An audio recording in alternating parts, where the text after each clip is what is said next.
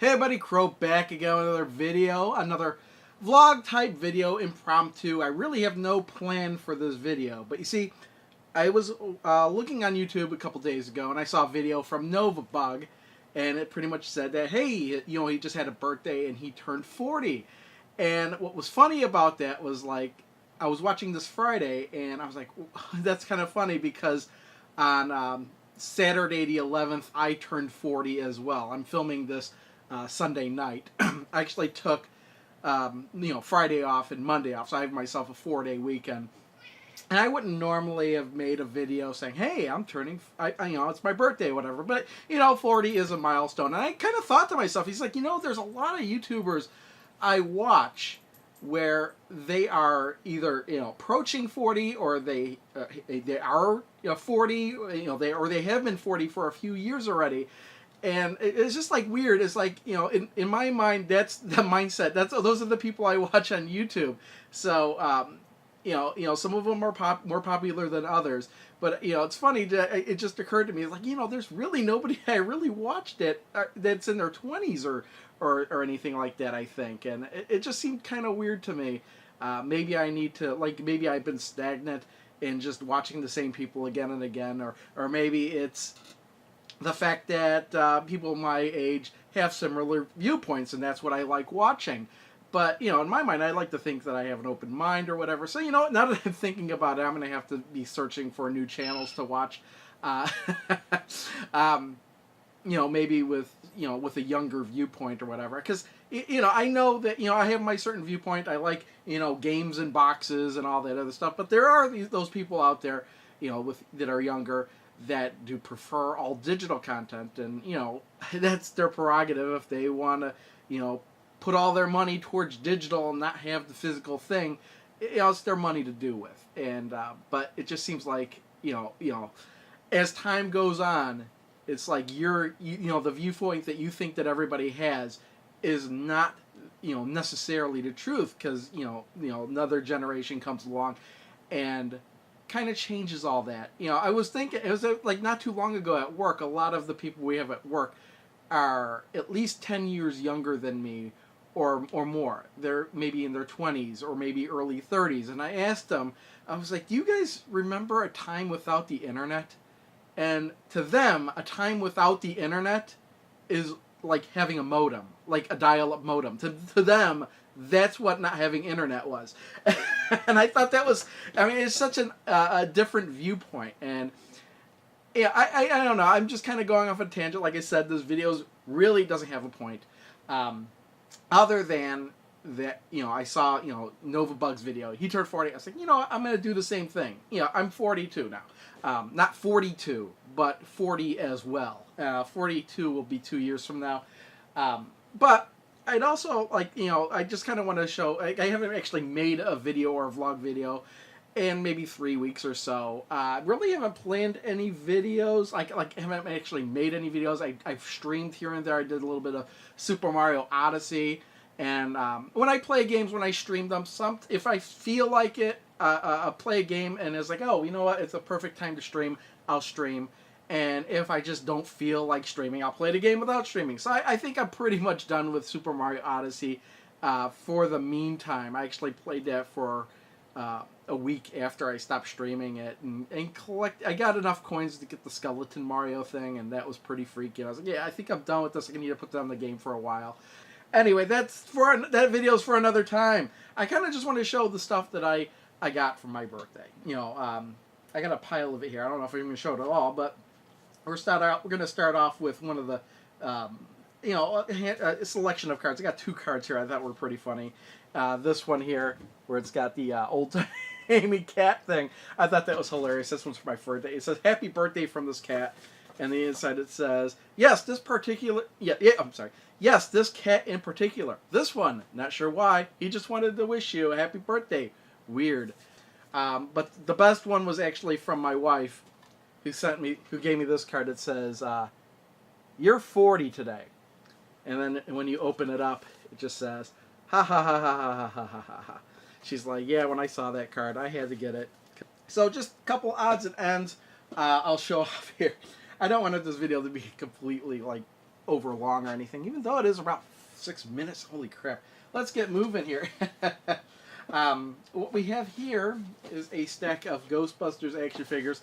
Now, I originally saw these in Walmart, and they were $20 each at Walmart. This was about the time the 2016 Ghostbusters movie came out, so they had the 2016 Ghostbusters in the same pack. But these are, I believe that's Egon and Ray Stantz here, the original Ghostbusters here, Winston Zeddemore. And you know how many times, no matter how many times they try to reboot and replace these characters, these will always be the original Ghostbusters. And of course, Peter Venkman here.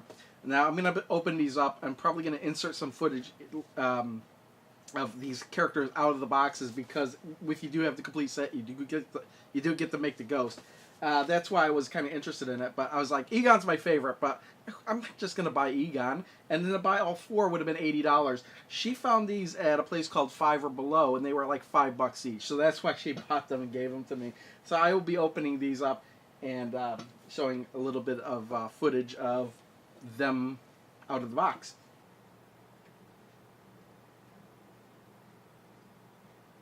Now, she also got me this this mini boss controller she found at Toys R Us. I think she had like a coupon on it. That's not my at not Best Buy, Toys R Us. So this is a wireless controller. I haven't even opened this up yet, so I'm gonna open this up now. So this is this Nyko controller. It's got a little USB clip. I just kind of wondered how it feels. You know what? Oh, you know what? I was thinking this is the weird one. They had the 4 buttons, but no, this is the one that has the 2 buttons. So there's that. It actually feels pretty good. So I'll have to try that out. And here's the receiver, of course, and I just dropped the rest of it on the ground. What I usually like to do with these kind of devices is I'll put a piece of Velcro, like on the back or something like that, where I won't feel it. And that way, when I'm not using it, I could Velcro the receiver to the unit itself. That way, you're not gonna. The odds of you losing the receiver, are lessened to an extent. Not like saying I'm gonna lose it. This is actually kind of a gift to myself. But Mark Busler, who does Classic Game Room, I watched he was doing a whole bunch of Pac-Man videos, and it turns out the reason he's doing those videos is because he came out with a book. And I figured, hey, you know what? $15 for the book on Amazon, that's not bad. So I bought the Pac-Man book, which I thought was hilarious. I know that I'm showing off, birthday gifts, but it just happened to come in the mail on my birthday. So, yeah, I think it's kind of cool. It has all of these different ports of Pac-Man, all the a lot of rip-offs. I'm not going to say all the rip-offs of Pac-Man. I don't even know why I'm going to show this, but my sister got me this. It's a fidget spinner. A Batman fidget spinner, and it comes in the stand that makes it look like it's floating. I guess the funny thing about this, I'm not going to take this out or spin it or anything, but you can almost put anything in there. But she saw it at Six Flags Great America. She was there, and they had this. Oh, actually, the shirt, I think my mom actually got this for me. They had season passes for Six Flags Great America. They went there during Fright Fest, and all the rides were had insanely long lines. So they wound up going to all the shops and buying me stuff. So this came from there, this came from there, and they gave them to me for my birthday yesterday. I'm probably going to put this at work. I got a whole bunch of fidget spinners at work, so I'll put that there too. What else came from there? I don't know. While I'm showing that, I might as well just kind of grab this really quick. We got this. When your birthday is really close to the end of the year, one of the things you're almost guaranteed to get every year is a calendar from somebody. So we got the Star Wars calendar. I'll make good use of this. I use a lot of calendars every year, and it's a good thing, because if I didn't get these calendars, I'd have to go online and find some calendars. So, and usually I don't do that till after the new year, when the calendars are 25% to 50% off. So there's been some years where we'd get into March, and I'm still looking for calendars. Oh, are they 75% off yet? Now, actually, this is something from my mother-in-law, and if it seems pretty weird that she would give this to me, I'll explain why. Well, here we have an Ash vs. Evil Dead action figure, and there we go. I had like a whole bunch of different Ash figures from like Evil Dead 2, Army of Darkness, and just different variations. But I didn't have one from the new show, so I really wanted to get this. And I actually pre-ordered this a long time ago and kind of forgot about it. And then it came in the mail one day, pretty close to my birthday. And I said, I showed my wife. I was like, hey, look what I got in the mail. And she's like, oh, you should my mom give that to you for your birthday because she doesn't know what to get you. I was like, okay, here it is. And I handed it to her. And then she gave me the money for it. And it's this kind of thing happens pretty often where you're like, oh, you got that? Let me give you that for your birthday. Here's the money for it. And then you give it, and then you get it as a gift a little bit later. I know it sounds weird, but it's better than getting something you don't want. So I'll have to find a spot for this. I got a whole like shelf over there. Just it's not very well organized, but I never take these things out of the boxes either. I need to find a place to put all those Ash figures. Finally, do have a couple games here. My mother-in-law also gave me Cave Story on the Switch. I did say this was a game I wanted to get. Again, all these games will show up in pickups videos later. Probably the next one or the one after that if I don't have a chance to play it. So this game was actually recommended by Metal Jesus Rocks. And after looking at the back of the box, I said, yeah, that is something I'd be interested in. But maybe I'll wait for it to go on sale or something like that. So, $30 game. It comes with a manual. It comes with a soundtrack in here. Again, that's for another video. My sister-in-law also asked, hey, what are you interested in? This was another game that I saw Metal Jesus pick up. And it's by the same, released by the same publisher. So it has the same treatment. The same publisher also did The Binding of Isaac. They did a great package for the Switch for that game. This is Tiny Barbarian DX. This has a keychain in it and a manual as well. Again, we'll do that in another video. I haven't played these games yet. Maybe one day when I will do some streaming with these games. One last game here. When it's your birthday, you get a lot of emails from places like, oh, 20% off this for your birthday, 50% off that for your birthday. And I had one for GameStop that was like 20% off pre-owned games. And there were a couple pre-owned games, or not pre-owned games, but a couple games for the Xbox One that I kind of wanted to get used. But the prices weren't cheap enough. And I did get this Killer Instinct Definitive Edition. I think this was marked at like $24 or something like that. And then with the 20% off, it wound up being something like $20. And I was like, yeah, for $20 for this is a good deal. Especially when it goes on Amazon, brand new for like $35 still. So I was like, yeah, I'll get this. I'll make use of that coupon. Don't think it came with a manual to begin with, so it's not like that matters. And I wonder if this is going to be one of those deals where even though it's the definitive edition, there was some codes to download some goofy stuff, but hopefully this is the complete game. And it is from what I understand. Yeah, that's pretty much all the stuff I wanted to show off. Now, what am I doing? I am actually ripping a whole bunch of Blu-rays and DVDs, because I did buy a whole bunch of riff tracks now, too, and I wanted to, there's the riff tracks where you buy just the jokes. For example, like, I've had the riff track, just the jokes for Iron Man for a long time. I had the movie Iron Man, but I don't want to, like, have to sync up the riff track manually every time I put this in. So I've been ripping the DVDs or Blu-rays. Like, I've done it before. So I actually have another rip of this, but I want a fresh rip of it. And manually add on the riff track itself to make a new video where you don't have to sync anything up. Doing that myself for a ton of movies. I have a stack of movies like this high to rip and manually add in the riff track. But it's not that simple because you've got the sync voice in there, and I have to lower the volume every time the sync voice comes up. Luckily, there's like README files in there where you know exactly what time it's going to happen, but sometimes it doesn't exactly match up. Then you have to go into the video and kind of figure out what's going on with the desync and all this other stuff. So that's a project I'm working on. Another project I'm working on is a couple months ago, back in August, I've had this, it's up there, printer / scanner, and I've tried to scan it. I use the collector's system, and I wanted to like be scanning my own boxes, but I was never happy with the way the scans turned out. So I would always use my own scans as a last resort.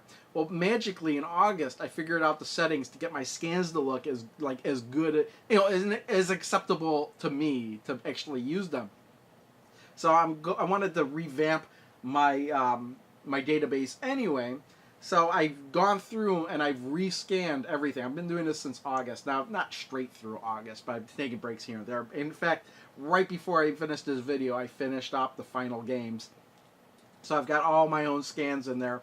But I also now want to go through and clean up that database and find new images and make them all the same size, all the same width at least. So I don't have like insanely big files with insanely small files.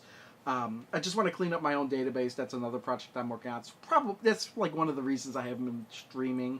I haven't streamed for the last week, I don't think. I might stream tomorrow, I don't know. Yeah, again, just a weird tangent video, you know, just me running my mouth. But yeah, yeah. Look at this. I need to stream this. I got this in the mail. You know that, and I got man. I downloaded a game on PS Net Plus, JoJo's Bizarre Adventure: Eyes of Heaven.